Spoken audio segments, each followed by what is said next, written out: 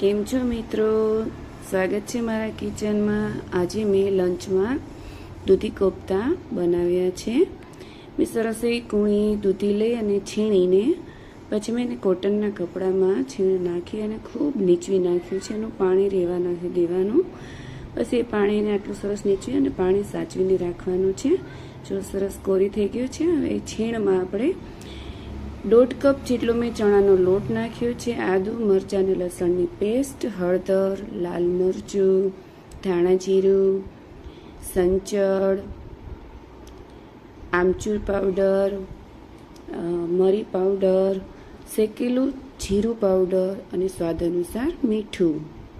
બધું આ રીતે મિક્સ કરવાનું છે. પાણી નાખ્યા વગર જ આપણે લોટ બાંધવાનો છે અને નાના નાના સરસ એવા બોલ બનાવવાના છે.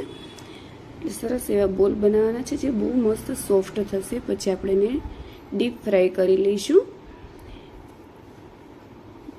ડીપ ફ્રાય કરીએ ત્યારે સરસ બ્રાઉન થાય એવા, વધારે બ્રાઉન નહીં થવાના, ધીમી આંચે આપણે એને તળવાના છે.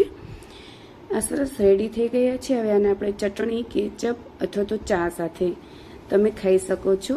અથવા તમારે જો એને ગ્રેવી બનાવી છે અને શાક ખાવું છે તો પણ આપણે કરી શકીએ. તો આપણે ગ્રેવી બનાવવા માટે ટમેટાં, કાંદા અને મરચાંની પહેલાં પેસ્ટ બનાવી લઈશું.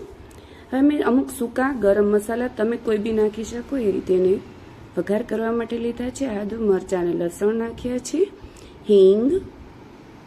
બસ આ રીતે થોડીક વાર સાંતળવા દઈશું એટલે સારું એવું એ ચડી જાય. હવે જે આપણે પેલી પ્યુરી બનાવી હતી એને એડ કરીશું. અને જે પહેલાં આપણે દૂધીનું પાણી વધ્યું હતું એને આપણે જારમાં નાખી અને ધોઈને પછી મેં આને એડ કરી દીધું છે. લાલ મરચું, હળદર, ધાણા જીરું બધું આપણે સાદા મસાલા નાખી એડ કરી અને થોડીક વાર આપણે એને સાંતળવા દઈશું. અને આ છે મેં દહીં નાખ્યું છે. દહીંને સારું એવું સરસ ફેંટી લેવાનું છે અને ધીમે ધીમે નાખી અને ધીમે ધીમે થોડુંક સતત હલાવતું રહેવાનું છે. જો નહીં હલાવીએ તો ફાટી જશે, સારું નહીં રહે.